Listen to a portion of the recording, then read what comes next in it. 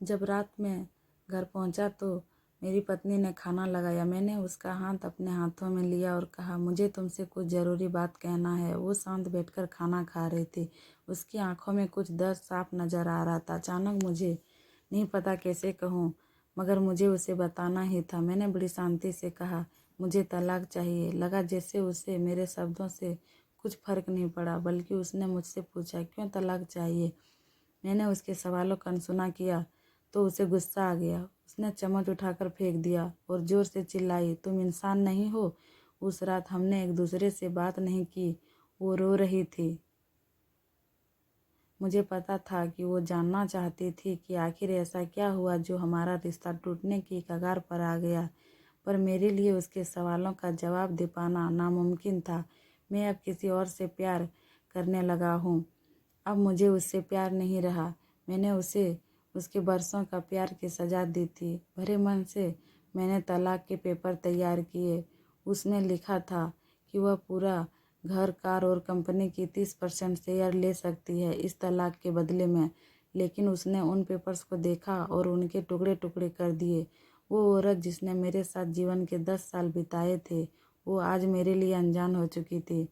मुझे इन 10 सालों में जो उसने मेरे लिए बर्बाद की, अगर मैं क्या करूं। जो हो चुका उसे मैं बदल नहीं सकता था, क्योंकि मैं किसी और से, अपनी पत्नी से भी ज़्यादा प्यार करने लगा था। आखिरकार उसके सब्र का बांध टूटा और वो फूट फूट कर मेरे सामने रोने लगी। मेरे लिए उसका रोना एक तरह से उसकी रिहाई की तरह था। तलाक की ये बात जो कई दिनों से मुझे परेशान कर रही थी, अब बिल्कुल साफ हो चुकी थी। अगले दिन मैं घर काफ़ी लेट आया। मैंने देखा कि वो टेबल पर बैठकर कुछ लिख रही थी। मैंने शाम का खाना नहीं खाया था, लेकिन फिर भी मैं सीधे ऊपर जाकर अपने कमरे में सो गया, क्योंकि पूरा दिन प्रिया के साथ रहने और कई जगह घूमने के बाद मैं थक गया था। वो शायद रात को उसी टेबल पर लिखते लिखते सो गई थी। सुबह उसने तलाक देने की शर्त बताई। वो मुझे कुछ दिन भी लेना नहीं चाहती थी। उसे सिर्फ तलाक से पहले 1 महीने का समय चाहिए था। उसने आग्रह किया कि इस 1 महीने में हम दोनों वही पुराना वाला जीवन जिएं, जितना संभव हो सके, क्योंकि आने वाले महीने में हमारे बेटे की परीक्षा है। वह नहीं चाहती थी कि हमारे टूटे रिश्ते का प्रभाव उसकी पढ़ाई पर पड़े।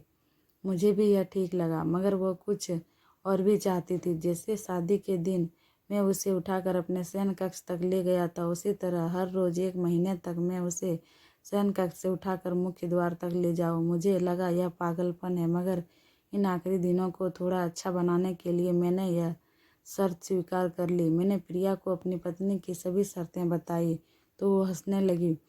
उसे लगा मेरी पत्नी कितने भी तरीके अपना ले, तलाक तो होना तय है। मेरी पत्नी और मैं किसी से भी इस दौरान नहीं मिले, लेकिन उस दिन जब मैं उसे पहली बार उठाकर गेट तक लेकर गया तो हम दोनों काफ़ी अजीब महसूस कर रहे थे। पीछे से हमारा बेटा भी खिलखिलाकर खुश हो रहा था। अगले दिन यह काम थोड़ा सामान्य और आसान हुआ। वह मेरे सीने से लगी थी और मैं उसकी खुशबू महसूस कर रहा था। ऐसा लगा जैसे कई दिनों बाद मुझे ये खुशबू मिल रही थी, या फिर कई दिनों से मैंने उसके होने का महसूस नहीं किया था। पहले जितनी उसमें वो कसाव नहीं था और चेहरे पर कुछ हल्की झुर्रियाँ नजर आ रही थी और बाल भी सफ़ेद होने लगे थे। यही वो औरत है जिसने अपने जीवन के 10 साल मुझे समर्पित किए थे। चौथे दिन जब मैंने उसे उठाया तो वो पुरानी रोमांच लौटने लगे थे। 5वें और 6ठे दिन वो पुराना प्यार फिर जागने लगा। मैंने प्रिया को इस बारे में कुछ नहीं बताया था। अब उसे उठाना और आसान हो गया था। शायद हर रोज़ यह सब करने का मैं भी आदी हो गया था। एक दिन वह अपनी पत्नी पसंद की साड़ी निकालने कुछ खास नहीं ढूंढ पाई। उसने सांस भरते हुए कहा कि उसके सारे कपड़े बड़े पड़ने लगे हैं। तब मुझे पता चला कि वह काफ़ी दुबली हो गई है और इसलिए मैं उसे आसानी से उठा पा रहा था। मेरे दिल को एक झटका सा लगा। उसने अपने दिल में काफ़ी सारा दर्द छुपा रखा था।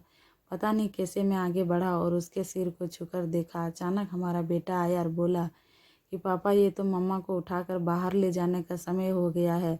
उसके लिए अपने पापा द्वारा मम्मा को इस तरह उठाकर ले जाना, जाते हुए देखना जीवन का अभिन्न हिस्सा बन गया था। मेरी बीवी ने हमारे बच्चे को गले लगा लिया और मैंने अपना चेहरा दूसरी तरफ कर लिया। मुझे लगा कहीं मैं अपना निर्णय न बदल लूं। मैंने अपनी पत्नी को रोज़ की तरह उठाया और बेडरूम से सिटिंग रूम होते हुए हॉल तक लाया। उसने प्यार से अपने दोनों हाथ मेरी गर्दन के आसपास रख दिए। मैंने जोर से पकड़ रखा था, बिल्कुल हमारे सुहाग रात की तरह, मगर उसका इतना कम वजन मुझे परेशान कर रहा था। महीने का आखिरी दिन जब मैंने उसे उठाया तो मेरे लिए एकदम भी चल पाना मुश्किल हो रहा था। हमारा बेटा स्कूल जा चुका था।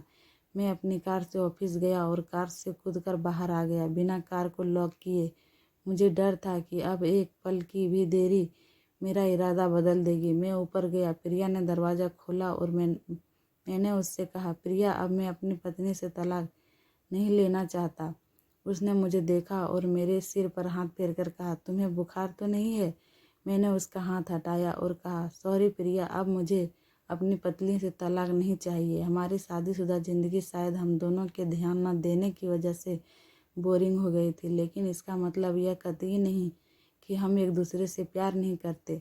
अब मुझे एहसास हुआ कि जिस दिन मैं उसे शादी करके अपने घर लाया था, उस दिन से जीवन के आखिरी दिन तक मुझे उसका साथ निभाना है। प्रिया के होश उड़ गए।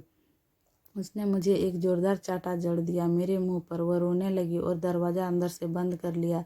मैं सीढ़ियों से नीचे उतरा और आकर अपने कार में बैठ गया। आगे एक फूल वाले की दुकान पर रुका और अपनी पत्नी के लिए एक सुंदर सा गुलदस्ता लिया। दुकानदार ने पूछा कि इस पर किसका नाम लिखूं? मन मुस्कुराते हुए कहा कि मैं तुम्हें जीवन के आखिरी दिन तक यूं ही उठाता रहूँगा, मेरी अर्धांगिनी। उस शाम जब मैं घर आया तो हाथों में गुलदस्ता लिए चेहरे पर एक मुस्कान थी। मैं ऊपर अपने कमरे की तरफ भागा, लेकिन तब तक वह मुझे छोड़कर इस दुनिया से जा चुकी थी, हमेशा के लिए। वो कई महीनों से कैंसर से लड़ रही थी, लेकिन प्रिया के साथ इतना खोया हुआ था कि कभी ध्यान ही नहीं दिया। उसे पता था वह जल्दी ही छोड़कर जाने वाली है, इसलिए वह मुझे और मेरे बेटे के रिश्ते को टूटने से बचाना चाहती थी। मैं नीच उससे तलाक लेना चाहता था, लेकिन फिर भी उसने मुझे अपने बच्चे की नज़रों में एक प्यारा पति और पिता बना दिया। जीवन की छोटी छोटी बातें रिश्तों में बहुत महत्व रखती है। बड़ा घर, बड़ी कार और बैंक बैलेंस ये खुशियाँ का हिस्सा जरूर बन सकते हैं, मगर अपने के बिना इनकी कोई कीमत नहीं है। स्टोरी कैसी लगी नीचे कमेंट करके अवश्य बताइए।